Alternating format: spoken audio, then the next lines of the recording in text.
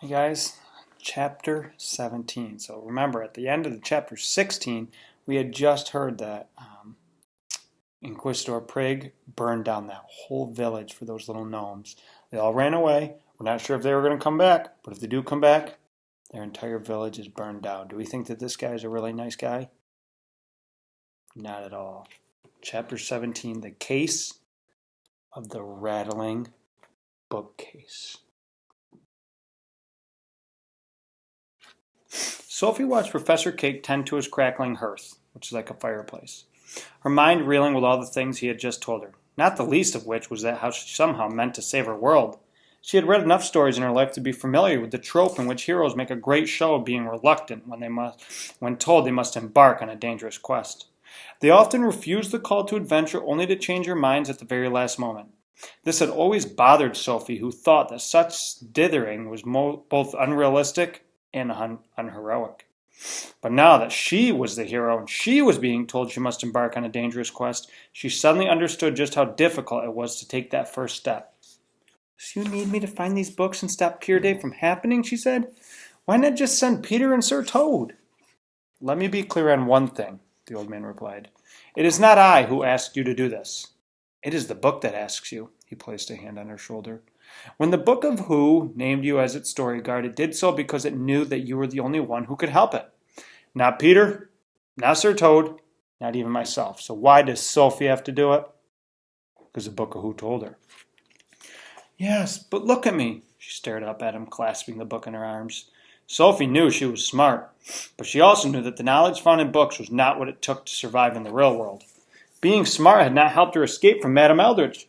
Being smart had not saved her from the Inquisitor Prig on the bridge. I'm a book mender. I'm not meant for adventure. For once, I agree with her, Peter muttered. Professor Cake asked that Sir Toad and Peter allow Sophie a bit of time to consider what was being asked of her. The task may have chosen Sophie, he said to them, but now Sophie must choose that task. Peter seemed a little put out by this request, but he did not argue, and he and Sir Toad wandered off to some unseen location. Sophie soon found herself pacing the library with the professor at her side. Professor Cake said nothing more of the Book of Who or her task, but only puffed on his pipe, a long trail of smoke curling up from the bowl. The two of them walked through the maze of stacks in relative silence. She stared at the thousands of books on thousands of shelves, all facing spine in. Here's a shelf you might find interesting, Professor Cake said, stopping at the end of a row. It's from Hazelport.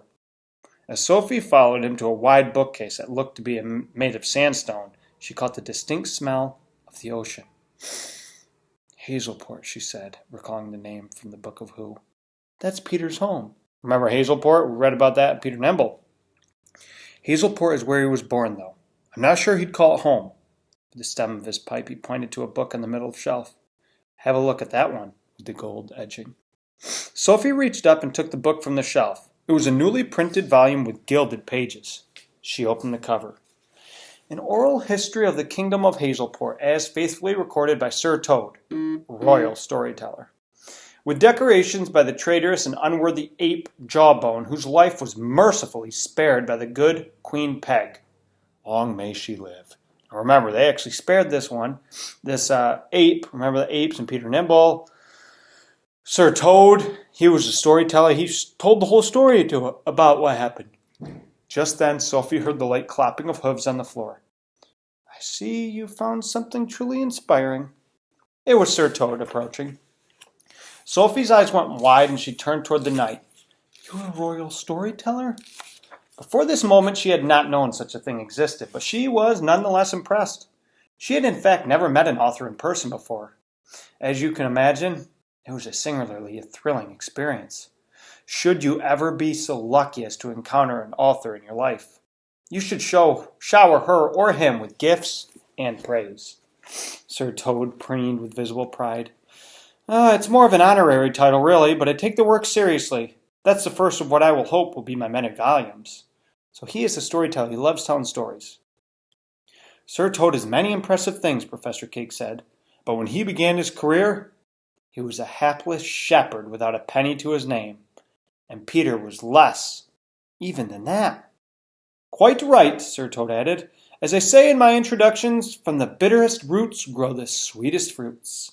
Sophie turned back to the book, flipping through the chapters, all of which had lovely story-like names. She reached a chapter near the end called The Vagabond King. It was marked with an illustration of a baby floating in a basket. Perched on the edge of the basket was a large black raven. Who was that? Peter, right? She began to read the chapter aloud. Now, for those of you who know nothing about blind children, you are aware that they make the very best thieves. That's how Peter Nimble began, that exact same thing. That's enough reading, said a voice right behind her. Peter had somehow reached her without making a sound. He pulled the book from Sophie's grasp and replaced it on the shelf. Does he want her to read about him? No, he lived a really difficult life. Sophie stared at the boy, who seemed at once disdainful and afraid. However much Peter Nimble might have presented himself as a heartless mercenary, it was clear to Sophie that there was more to his story than that. And for reasons she could not quite explain, it was a story she very much wanted to learn. She turned to Professor Cake. When do we leave? So does she want to partake in the quest? Sophie, Peter, and Sir Toad made preparations to embark, preparations that chiefly involved eating a plate of honey biscuits and drying their muddy clothes by the fire. Savor every bit, Sir Toad said, licking his mustache. If there's anything my adventuring has taught me, it's that food is too often in short supply. Remember, they were starving at times. Professor, Peter said through a mouthful of biscuit, how do we think we should start? Do you know where the other books are? If I knew that, I would have gotten the books myself, Professor Cake turned toward Sophie. Perhaps you should ask the story guard. Sophie shifted, uncomfortable. Madame Eldritch was going to sell the book to some sort of collector, she said, wiping her hands on her skirt. Maybe we should try to talk to him and learn more about the books. She held the Book of Who in her open hands. Who was Madame Eldritch going to find, she asked. The book unlatched itself and opened to an entry. She read it aloud for Peter's benefit. So remember, the Book of Who, you could ask, who? Not so much why something happened, how it happened, what happened. You can ask who. That's why it's called the Book of Who. Baron Magpie, collector at the outermost edge of the Grimwald, currently resides in the Ivory Tower, lost library of the Hinterland Empire, whose shelves house the Book of what? For more information, see Book of Where, Ivory Tower. Grimwald, Book of Who, Story Guard, Book of what? Book of what?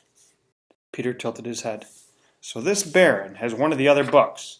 That must be why Eldritch knew he would be interested in the Book of Who. She was planning to sell it to him. Sophie was becoming increasingly convinced that Madame Eldritch did not fully understand what the Book of Who was. If she did, she might not have been so eager to sell it to some rich baron. So we've got to get to this Magpie fellow, Sir Toad said. But how do we find him? The Ivory Tower is famous in hinterland lore, Sophie said. It's an ancient library with thousands of books, but no one knows where it's located. She looked at the library. Surely one of these bookcases could lead us there, couldn't it?